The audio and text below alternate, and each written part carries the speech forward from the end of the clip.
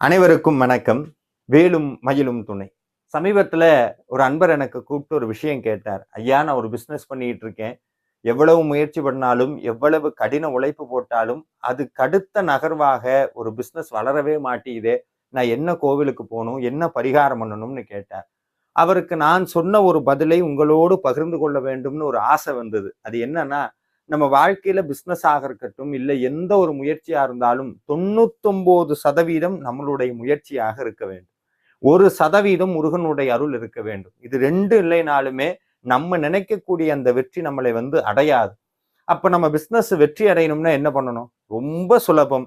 நம்மளுடைய தமிழர்கள் பின்பற்றிய ஒரு வழியைத்தான் உங்களோடு பகிர்ந்து கொள்ள போகிறேன். என்னன்னா, எப்பெல்லாம் நம்ம தமிழர்கள் கடல் கடந்து வேற நாட்டுக்கு வியாபாரத்திற்காக போக தொடங்கினார்களோ, அப்பொழுதே அந்த வியாபாரத்தினுடைய முதல் பங்குதாரராக முருகனை